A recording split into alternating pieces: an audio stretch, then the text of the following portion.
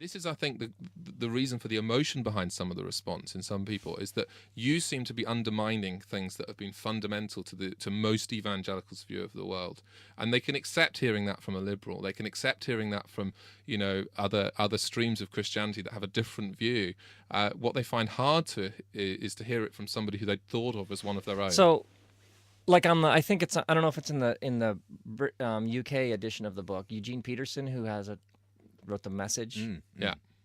says that the book doesn't give up 1 ounce of evangelical conviction. You would say Eugene Peterson is full of rubbish.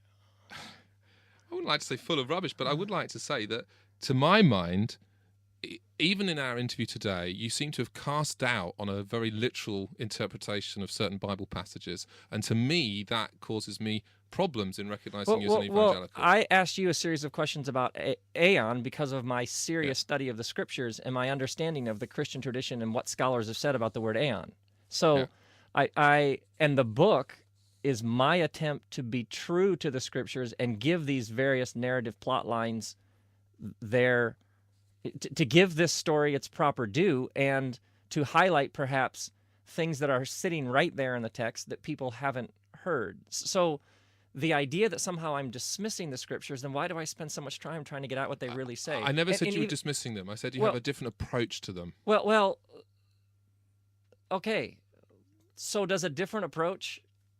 I mean, when I was asking you questions about forever...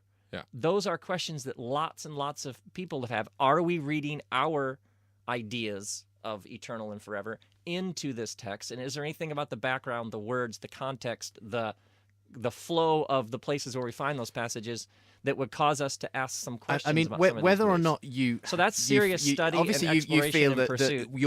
that the views you've outlined are not kind of so crazy and out there. They've been expressed before by church fathers. You mentioned Origen, obviously. And I mean, the tradition is taking this book seriously. Yeah. That's the tradition. The problem is now, in a sense, in purely practical terms, Rob. Yes. When someone is thinking of inviting you to their church event, their conference, they're going to think twice because the book has, in a way, kind of earmarked you in many people's minds as having a certain theological trajectory, and the person who invites you to their event will essentially be saying, I'm in that camp, sort of thing. And is that a problem? Have you kind of almost self-excluded yourself almost from a certain mainstream view, not necessarily intending to do that, but simply by the fact that you've published a book which has raised this issue in such a public way? I get this honor and privilege, even today talking with you all, of interacting with people across the spectrum.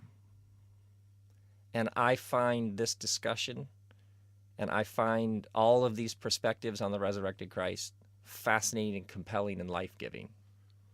So, to me, I'm carrying on the tradition of wrestling with the scriptures and announcing the good news of the resurrected Christ and calling people to this Jesus right here and right now.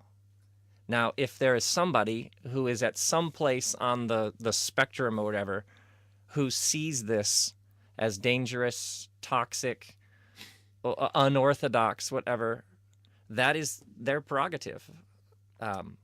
But some sort of charge that I'm dismissing this Christ or not taking the scripture seriously, or I don't deeply want to see people reconciled to God through Christ wrong. I'm sure no one would accuse.